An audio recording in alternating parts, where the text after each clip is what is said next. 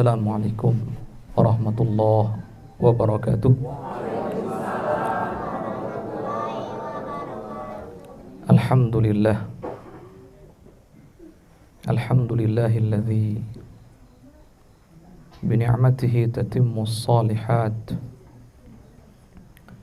Wassalatullahi wassalamuhu ala sayyidis sadat Sayyidina Rasulillahi Muhammad ibn Abdullah wa ala alihi wa sahbihi wa man walah wa la hawla wa la quwwata illa billah.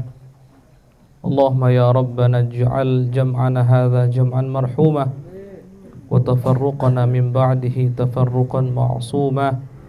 Rabbana la tada' lana dhanban illa ghafartah wa la hamman illa farajtah ولا دينا إلا قضيته ولا حاجة من حوائج الدنيا والآخرة لك فيها رضا ولنا فيها صلاح إلا قضيتها يا رب العالمين.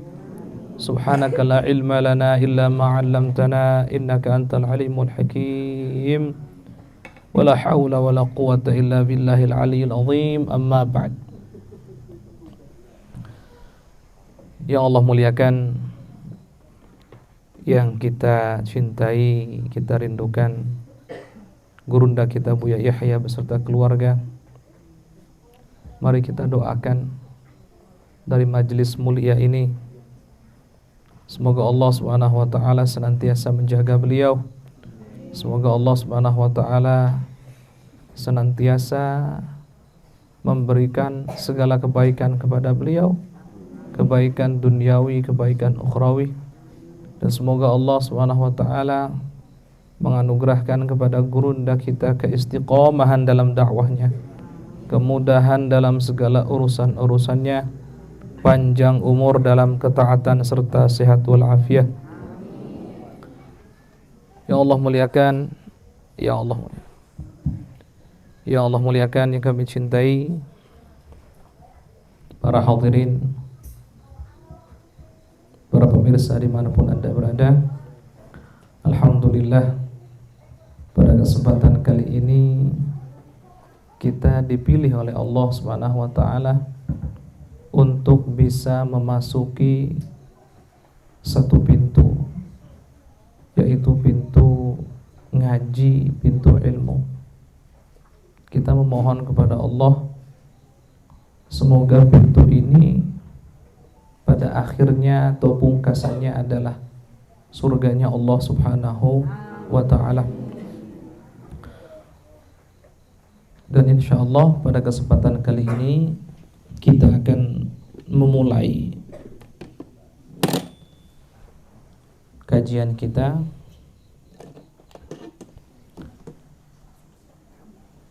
kajian kitab Sulam Taufid. Namun sebelumnya kita akan sama-sama mengkaji kitab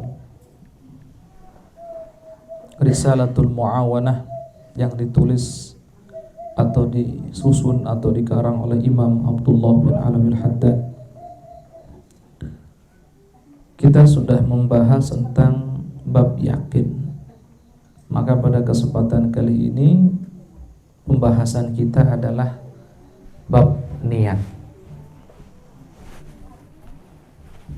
Qala al-musannif rahimahullahu ta'ala nafa'ana Allahu bihi wa bi'ulumihi wa amaddana bi asrarihi wa a'ada alaina min barakatihi amin ila an qal faslun wa alayka ya akhi bi islahin niyati wa ikhlasiha wa tafaqqudiha wattafakkuri fiha qabla ad-dukhuli fil amal. Wa alaika, dan wajib bagimu ya akhi, wahai saudaraku,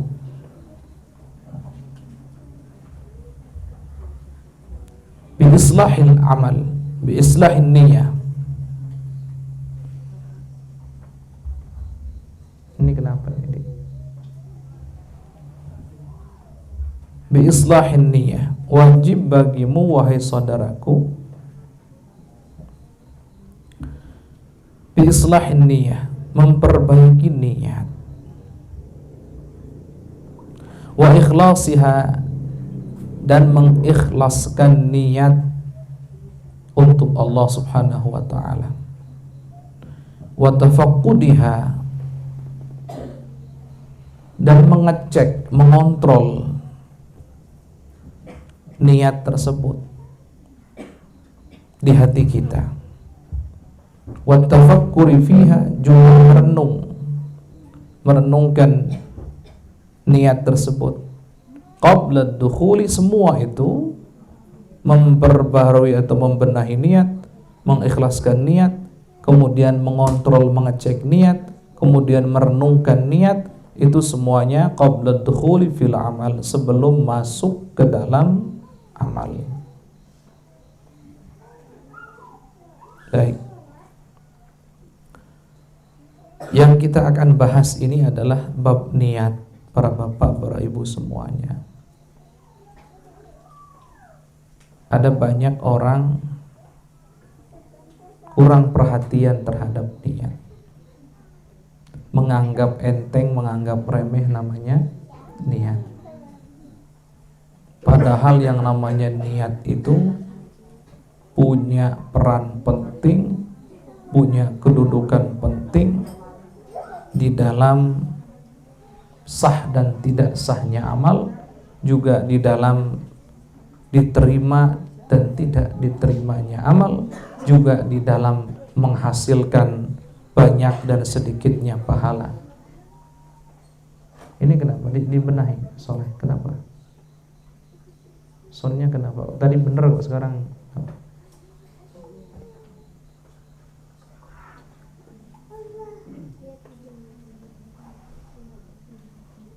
coba dibenahi dulu.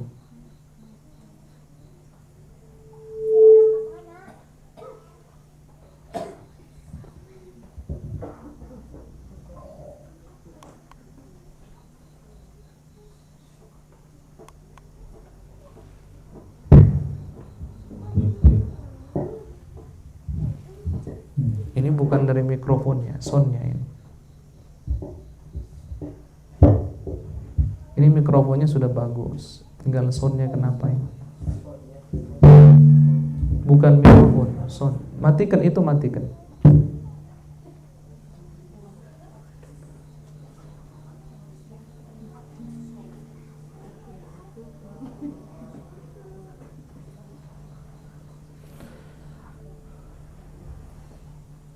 Baik.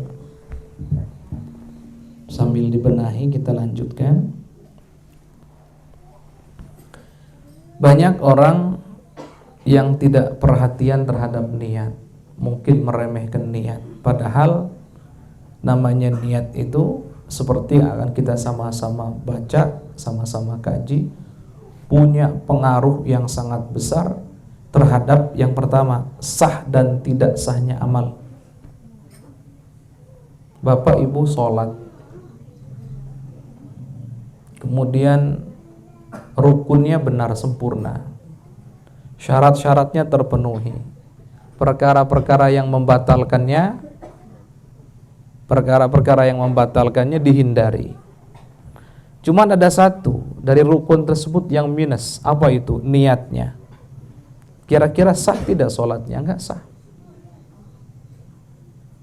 Tiba-tiba ada orang bangun tidur, kemudian langsung wudu, karena saking ngantuknya ngelihat imam Allahu Akbar, dia ikut di belakangnya Allahu Akbar tanpa harus niat, tanpa niat terlebih dahulu.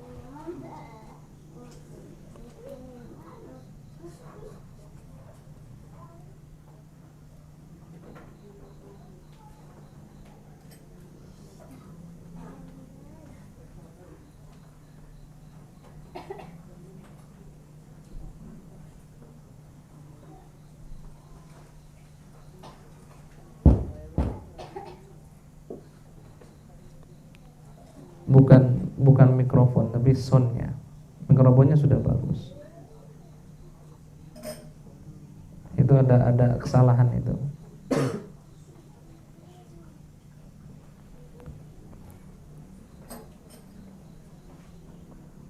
Baik.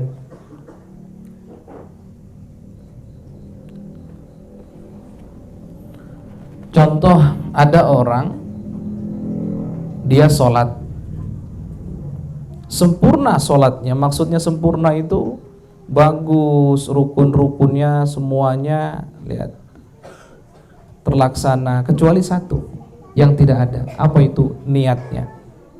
Maka sholatnya tidak dianggap sah. Qaidahnya, kalau ibadah tidak dianggap sah, maka tidak diterima oleh Allah Subhanahu wa ta'ala. Jadi ibadah itu ada dua yang berkaitan dengan ibadah atau hukumnya. Ada kalanya ibadah itu sah dan dikabul. Ada kalanya ibadah itu hanya sah saja tapi tidak dikabul. Maksudnya dikabul itu apa, Ustaz? Maksudnya dikabul itu diterima oleh Allah Subhanahu wa ta'ala.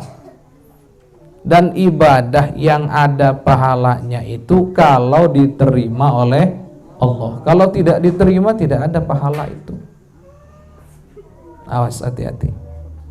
Yang namanya niat ini punya pengaruh besar. Yang pertama, pengaruh terhadap sah dan tidak sahnya ibadah. Kaidahnya simpel saja rumusnya. Kalau enggak sah, jangan berharap diterima. Udah gitu aja. Kalau tidak diterima, jangan berharap ada pahalanya. Oleh karenanya, niat itu penting sekali. Karena niat itu bagian daripada ibadah. Dalam sholat rukun, dalam puasa rukun, dalam haji rukun, dalam umroh rukun. Artinya kalau sampai kelewat, nggak jadi ibadahnya, nggak sah dan otomatis tidak diterima. Nah, sekarang yang kedua, niat itu punya pengaruh juga dalam hal apa? Dalam hal diterima atau tidak diterimanya amal kita. Para ahli fikih contohnya hebat, luar biasa, ngerti tentang rukun-rukunnya sholat misalkan, syarat-syaratnya sholat, syarat sahnya, syarat wajibnya, ngerti tentang perkara-perkara yang bisa membatalkan sholat. Rukunnya sempurna, syarat-syaratnya sempurna, kemudian perkara-perkara yang bisa membatalkannya dihindari semuanya, itu disebut sholatnya saat itu disebut sah. Sah itu artinya benar, melaksanakannya benar tata caranya, begitu. Itu makna sah. Sah itu artinya benar, gitu tuh.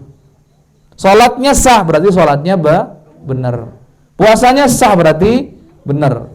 Tapi tidak setiap yang tata caranya benar atau sah itu diterima oleh Allah Subhanahu wa ta'ala.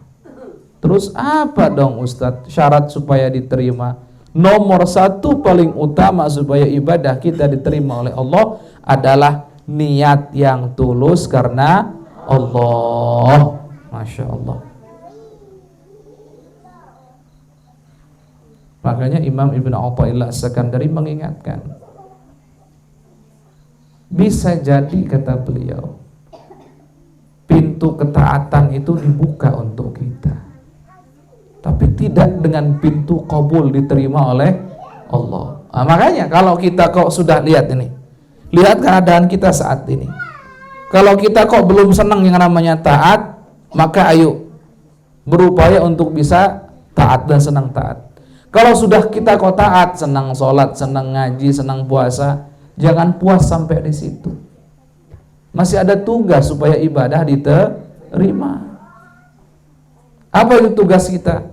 Memastikan niat kita nomor satu tulus karena Allah. Saat itu baru sholat itu diterima, dapat pahala, berarti akan jadi derajat di surganya Allah nanti, begitu. Dan niat itu juga punya pengaruh penting dalam hal yang ketiga, pahala. Sekarang contoh, ada di sini yang punya hutang? Nggak usah angkat tangan, takut semuanya angkat tangan, ini repot nanti. Nggak usah. Apa hukum membayar hutang? Hukum membayar hutang wajib.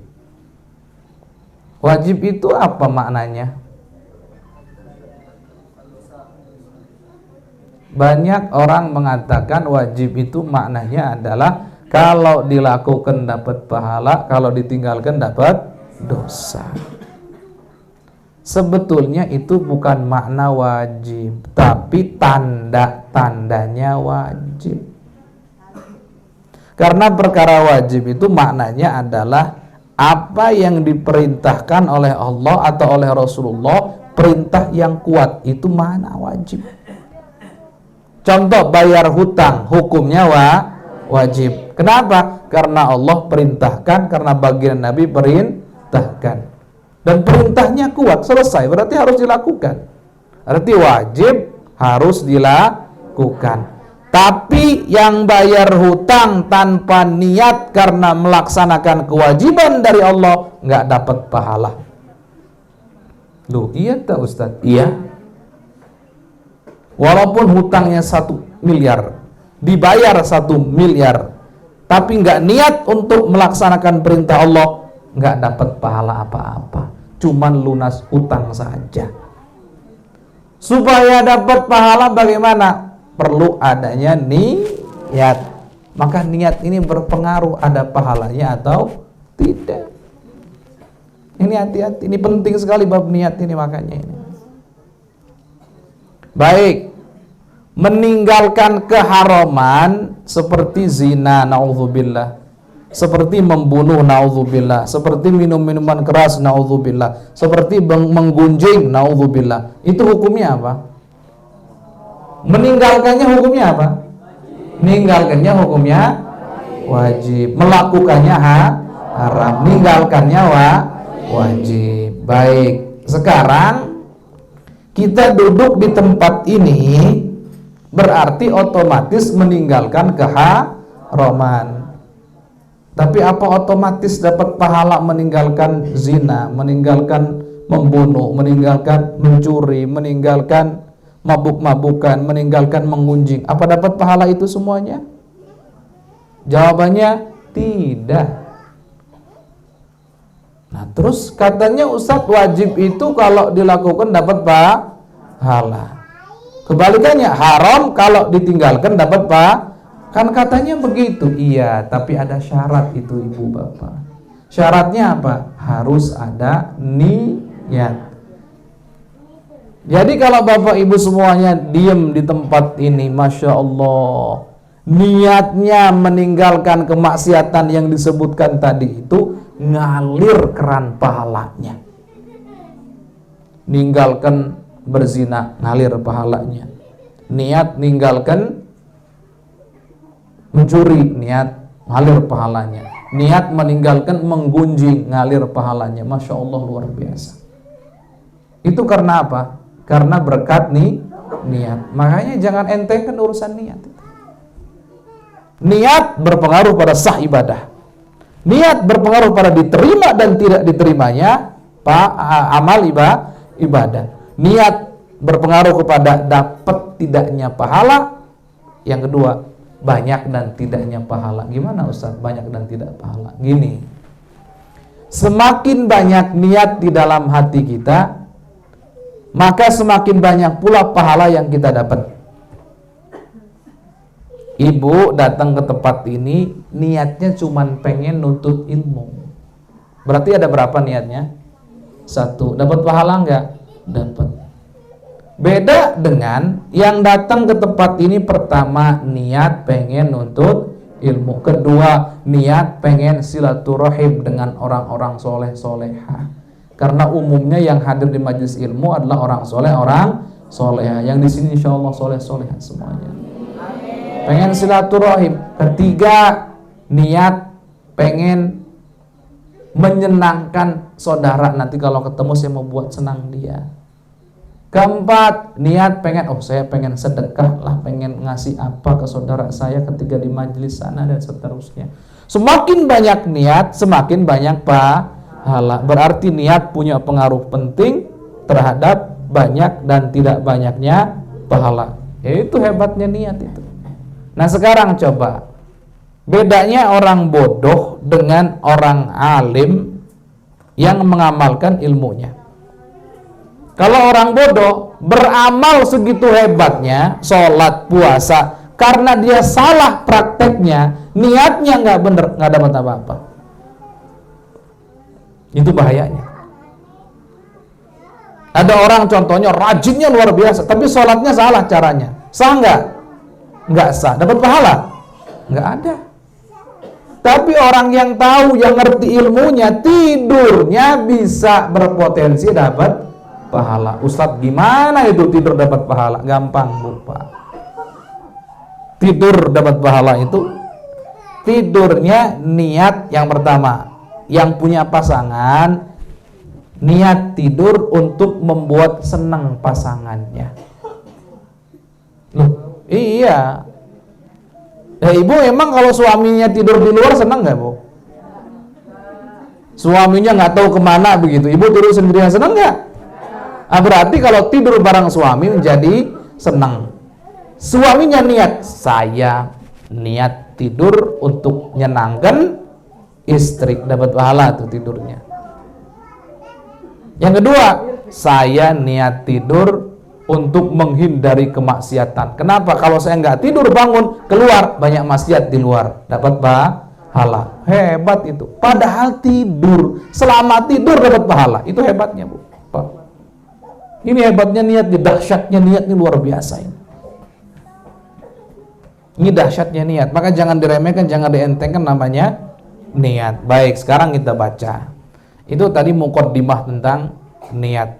Intinya tolong masing-masing dari kita jangan pernah meremehkan yang namanya niat. Amal banyak tanpa niat tidak sah. Amal banyak tidak tulus, niatnya sah, mungkin bisa jadi tapi tidak diterima oleh Allah. Bayangkan yang punya ilmu niat ini kemudian praktek niatnya, amalnya sedikit, karena niat yang banyak dapat pahala banyak. Nah itu makanya. Maka tidak heran tidurnya dapat pahala, duduknya dapat pahala, makan dapat pahala. Ini gimana ceritanya ini makan dapat pahala? Kan makan itu kan melampiaskan hawa nafsu. Kau bisa dapat pahala? Iya. Niatkan ketika makan supaya jasad kita kuat digunakan ibadah kepada Allah. Jadi tujuannya supaya kuat ibadah kepada Allah. Itu setiap suapan nasi yang dimakan semuanya bernilai pahala. Ya Masya Allah. Itu hebatnya tuh. Orang bodoh yang nggak ngerti ilmu niat, ibadahnya banyak, nggak ada pahalanya. Tapi orang yang ngerti ilmu niat, kelihatannya biasa-biasa saja, makan, tidur, ini seterusnya, tapi kok dapat pahala banyak. Bahkan yaumul qiyamah nanti masing-masing kita ini akan dibangkitkan tergantung niatnya masing-masing. Innama yub'atsul mar'u ala qadri niyatihim ala hasabi niyatihim. Ya. Baik, kita baca sekarang. Baik, kalau gitu gimana Ustadz caranya supaya niat kita benar, supaya niat kita sesuai dengan perintah agama, supaya kita dapat banyak pahala, supaya ibadah kita bisa benar karena niat, ibadah kita bisa diterima karena niat. Nah, sekarang kita bahas satu persatu. Imam Haddad mengatakan, wa alaika ya akhi bi islahin niyah. Lihat, wajib bagi kamu wahai saudaraku, kata beliau, untuk membenahi niat. Jadi niatnya harus benar terlebih dahulu. Kemudian wa ikhlasiha, dan mengikhlaskan niat tulus hanya karena Allah. Wa tafaqqudiha, ngecek niat tuh, niat dicek. Ini saya melakukan A, niatnya untuk apa ya? Saya melakukan B, niatnya untuk apa ya? Saya sholat niat untuk apa? Puasa untuk apa? Ini dicek satu persatu dalam hati. Jangan sampai tidak, Bu. Wal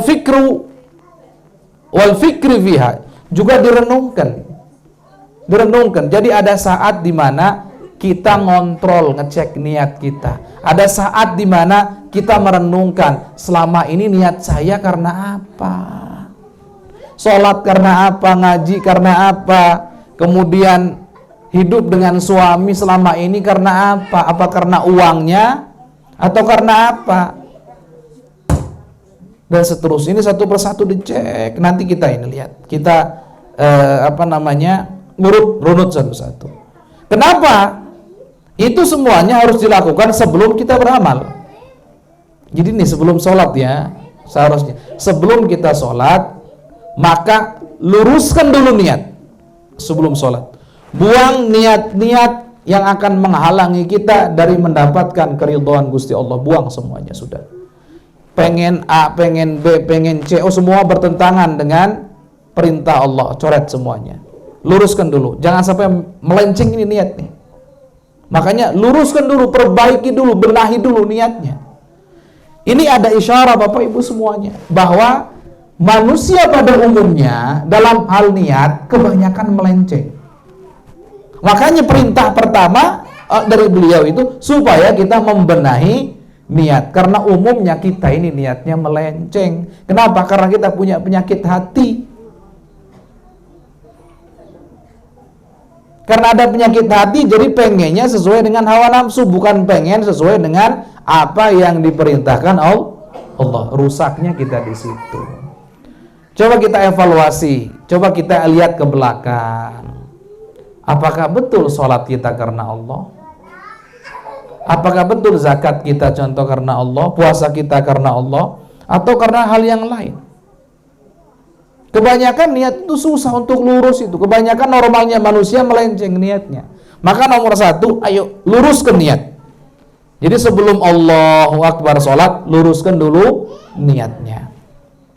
Wah sudah, saya nggak mau ini, benahi dulu. Setelah itu ikat niat kita ini dalam ibadah hanya untuk Allah, diikat begitu sudah. Jadi pertama, lihat hati kita. Buang semuanya, keinginan yang aneh-aneh, buang semuanya, buang. Pengen dipuji manusia, buang. Disanjung manusia, buang. Pengen dunia, buang semuanya, buang, luruskan. Kalau gitu gimana cara meluruskannya? Di sini ada. Gantungkan niat hanya untuk Allah, selesai. Itu caranya.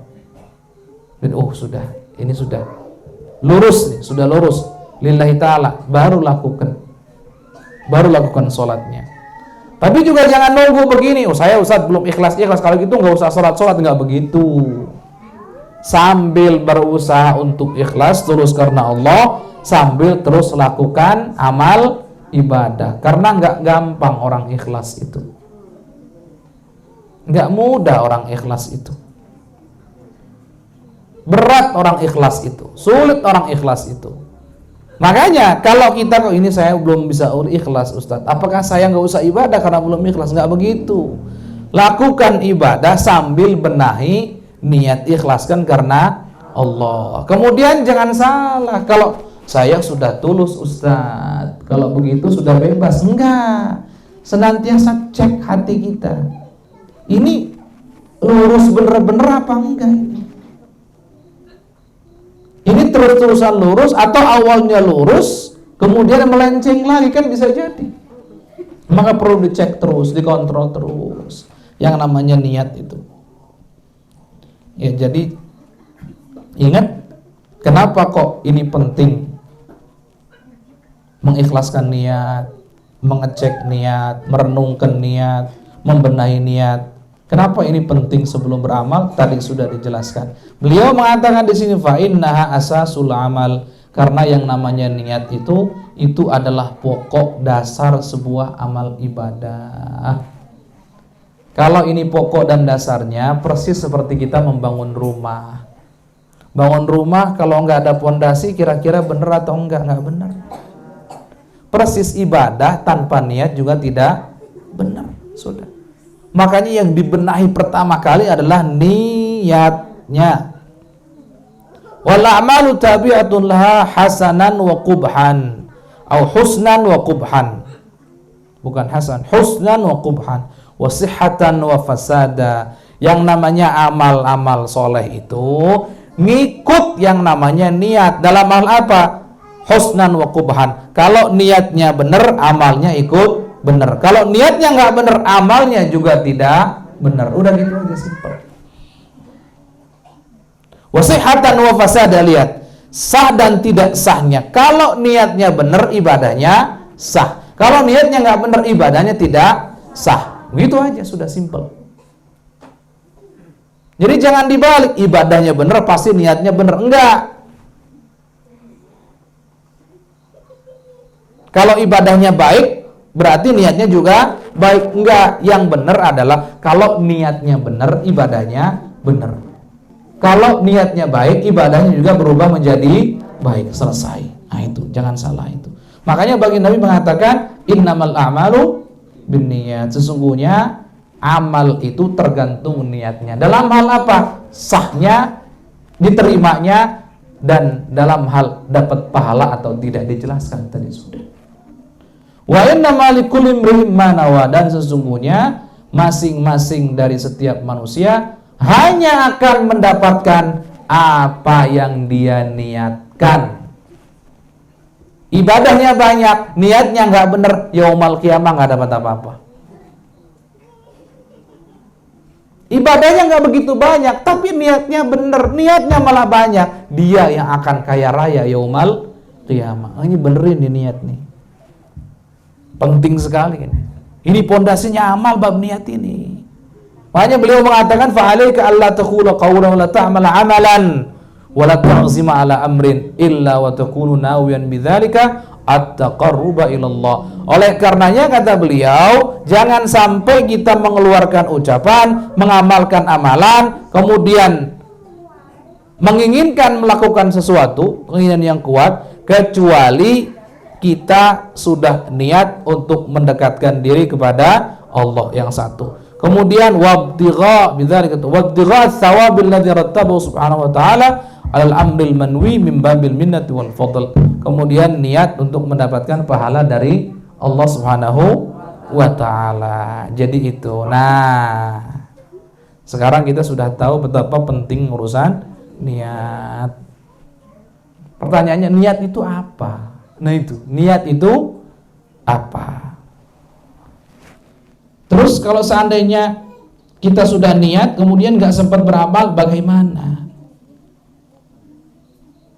Apakah niatnya ada pahalanya atau bagaimana? Ini insya Allah akan kita bahas pada pertemuan yang akan datang. Kita mau ngaji kitab Sulam Taufik supaya maju, jangan sampai nggak maju-maju. Yang jelas kesimpulannya Bapak Ibu semuanya, anak-anakku para santri, niat itu sangatlah penting. Ibadah bisa tidak sah karena salah niat. Ibadah bisa tidak diterima oleh Allah karena salah niat. Ibadah bisa tidak memiliki pahala karena salah niat. Kebalikannya. Ibadah sah karena niatnya benar. Ibadah diterima oleh Allah karena niatnya benar.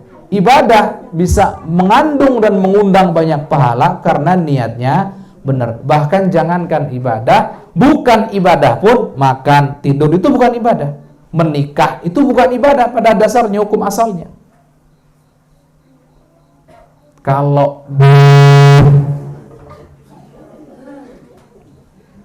Kalau diiringi niat yang benar, maka akan bernilai pahala. Nah ini pentingnya niat. Nanti detailnya insya Allah kita bahas di pertemuan yang akan datang. Ayo kita ngaji Sulam Taufik. Ini agak berat Sulam Taufik karena bab akidah. Agak berat karena bab akidah. Tapi apapun itu tolong diperhatikan. Baik, kita telah sampai pada pembahasan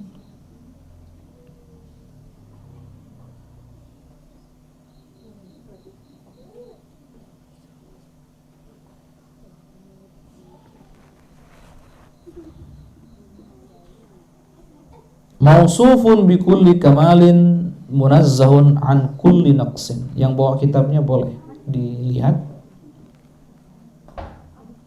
Qala al-musannif rahimahullahu ta'ala nafa'ana Allahu bi wa bi 'ulumihi fid darin amin an qala mausufun bi kulli kamalin munazzahun an kulli naqsin laisa kamitslihi syai'un wa huwa as-sami'ul basir. Fa huwa al-qadimu wa ma siwahu hadits wa huwa al-khaliq wa ma siwahu makhluq wa kalamuhu qadimun ay bil ibtida' kasairi sifatihi. Baik, sampai sini. Ini Bu, Pak, kita ini kami ingin cerita terlebih dahulu firqah-firqah atau kelompok-kelompok atau aliran-aliran dalam Islam, supaya kita mengerti kita ini ada di aliran mana ini. Bukan aliran mati lampu, bukan. Ini aliran dalam berakidah, dalam beragama. Kita ini termasuk golongan yang mana? Sebelumnya harus paham bahwa agama itu punya 3 unsur. Bahasa lainnya, isinya agama ada 3. Bahasa lainnya, setiap nabi yang menyeru umatnya itu pasti mengajarkan umatnya 3. Yang pertama mengajarkan akidah. Akidah itu apa sih? Keyakinan. Maksudnya bagaimana sih? Perkara-perkara yang wajib diyakini, wajib diimani. Ini akidah. Yang kedua ada namanya tasyri'. Tasyri' itu apa? Pencetusan hukum. Atau bahasa simpelnya hukum sudah. Atau yang kita kenal sekarang dengan ilmu halal haram. Yang kita kenal dengan ilmu fikih. Itu yang kedua.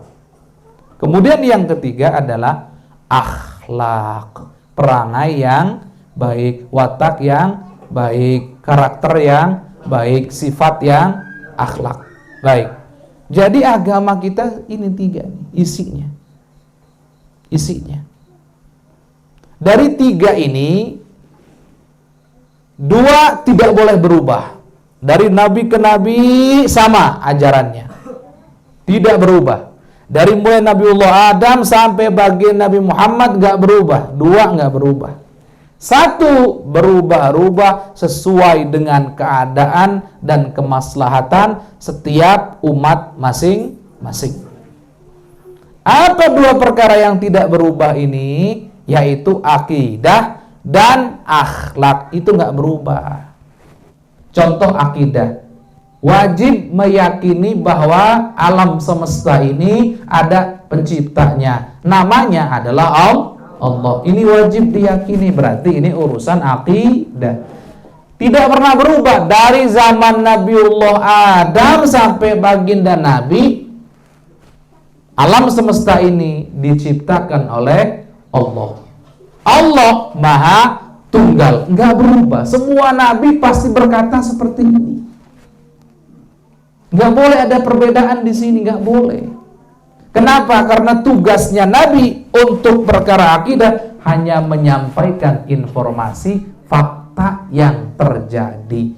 Fakta yang terjadi apa? Allah ada, Allah Maha Tunggal. Nabi itu hanya memberikan informasi kepada kita. Hei umatku, ketahuilah kalian bahwa kalian wajib meyakini Allah Maha Tunggal. Selesai sudah. Tugasnya Nabi itu dalam bab akidah itu. Makanya nggak pernah berubah. Dari Nabi Adam, la ilaha illallah. Nabi Idris, la ilaha illallah. Nabi Nuh, la ilaha illallah. Nabi Hud, la ilaha illallah. Terus sampai Nabiullah Ibrahim, la ilaha illallah. Nabi Musa, la ilaha illallah. Nabi Isa, la ilaha illallah. Sampai bagian Nabi, la ilaha illallah. Nggak ada yang berubah. Kalau ada ibu-ibu mengatakan, Pak Ustaz, tapi itu kan ada agama lain. Katanya Tuhannya ada 3. Tuhannya ada 3. Katanya la ilaha illallah nggak berubah dari nabi ke nabi. Tuhan ada 3, bukan ajaran Nabi Isa, bukan. Dan bukan ajaran nabi manapun. Selesai. Tuhan ada 3 itu doktrin orang yang tidak bertanggung jawab yang memalsukan kitab Injil. Juga memalsukan bab lain nanti. Tuhan lebih dari 1 itu memalsukan, ada juga Taurat dipalsukan di situ. Ini perlu dipegang, serius. Ustadz tahu dari mana? Ustadz tahu, kami tahu karena kami belajar. Bahkan lihat, tidak semua golongan kaum Kristiani sepakat Tuhannya ada 3, enggak.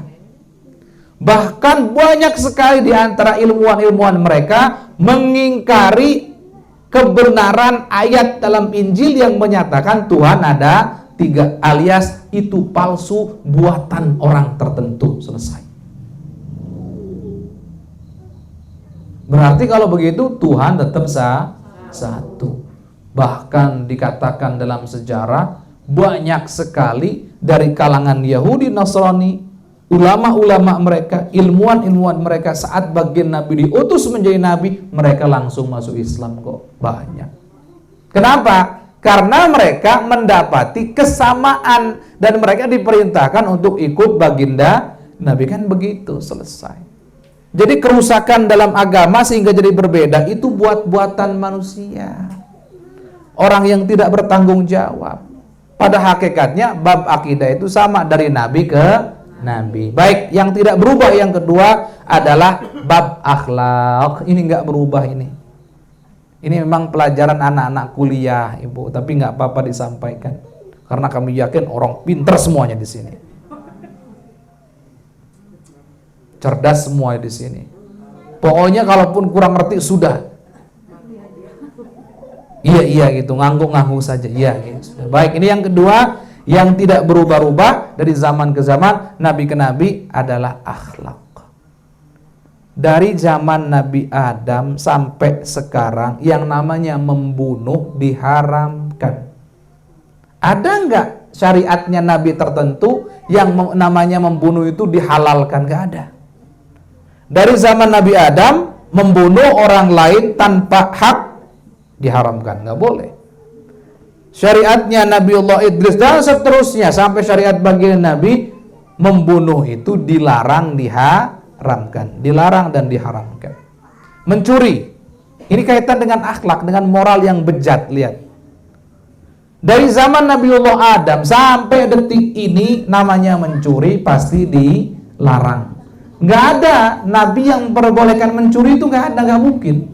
Karena ini kaitan dengan akhlak. Menggunjing sama, bu, ngerumpi itu, ngegosip. Jadi zaman dulu sampai detik ini pasti dilarang karena kaitannya dengan akhlak. Menghina orang lain dari zaman dulu sampai sekarang pasti dilarang karena akhlak tidak berubah. Dari nabi ke nabi ajarannya sama, yaitu akhlak yang mulia. Dan baginda nabi adalah nabi yang ada di puncak, bahkan melebihi puncak akhlak yang mulia. Wa innaka la'ala khuluqin azim. Jadi yang paling mulia akhlaknya dari semua nabi adalah nabi kita, Nabi Muhammad SAW. Nah, sekarang ada yang berubah-ubah. Apa yang berubah-ubah dari nabi ke nabi? Yang berubah-ubah adalah hukum fikih halal dan haram. Dulu ini cerita dulu. Kalau orang pengen tobat karena berbuat dosa pada syariat pada zaman Nabi Musa, maka caranya bukan menyesal, tidak melakukan lagi, kemudian meninggal, enggak gitu, berazam, enggak gitu, enggak. Cara supaya diampuni dosanya, cara taubat yang benar dalam syariat Nabi Musa adalah dengan membunuh diri sendiri. Jadi yang pengen tobat silahkan bunuh diri sendiri. Kalau zaman sekarang diterapkan repot itu. Padahal syariat baginda Nabi paling enteng. Tobat itu tidak perlu menyakiti diri sendiri, apalagi sampai bunuh diri sendiri. Tobat cukup yang pertama sesali, yang kedua jangan ulangi, yang ketiga berazam untuk tidak melakukan perbuatan yang serupa di kemudian hari. Yang kedua tadi tinggalkan.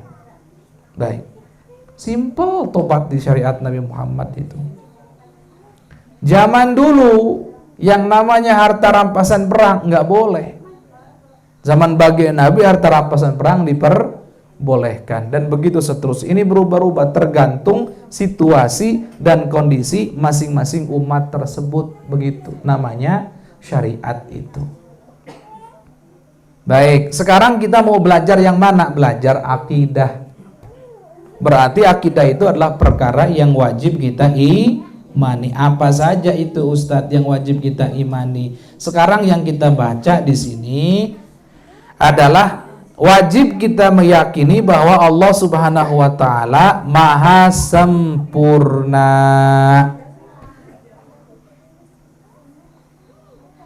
Allah Subhanahu wa taala terbebas, suci dari segala kekurangan. Ini wajib dan diambil jadi kaidah. Oleh karenanya sifat Allah itu tidak terbatas. Kenapa? Karena kesempurnaan Allah tidak terbatas. Sifat Allah tidak terbatas. Kenapa? Karena sifat Allah adalah kesempurnaan Allah. Kesempurnaan Allah tidak terbatas, berarti sifat Allah tidak terbatas. Ini Ahlus Sunnah wal Jamaah. Ustadz, kan yang kita pelajari cuma 20 sifat wajib, Ustadz. Ibu-ibu belajar nggak wujud qidam baqa mukhalafat? Belajar? Nah, itu yang kita pelajari kan itu cuma 20 itu. Kemudian lawannya 20. Kemudian yang boleh, yang jaiz adalah 1. Sifat yang wajib bagi Rasul 4, yang mustahil 4, yang jaiz 1. Jumlahnya semuanya 50 sifat. Iya, tapi tidak ada ulama kita yang mengatakan bahwa sifat Allah hanya 20 saja. Enggak. Tidak ada ulama kita mengatakan sifat Allah hanya 50 saja. Tapi 20 itu yang wajib kita pelajari, yang wajib kita ketahui, begitu. Karena Allah itu maha sempurna. Apapun kesempurnaan berarti itu milik Allah dan jadi sifat Allah secara otomatis. Baik, fahuwal qadimu, Gusti Allah itu maha dahulu, wa masiwahu hadith, dan selain Allah maksudnya alam semesta hadith. Jadi maksud maha dahulu itu apa? Allah itu keberadaannya adalah dzati, asli. Berbeda dengan kita. Kita ini ada setelah tidak ada. Ibu 100 tahun yang lalu di mana? Bapak di mana 100 tahun yang lalu? Ada di mana? Ada di mana 100 tahun yang lalu? Tidak ada.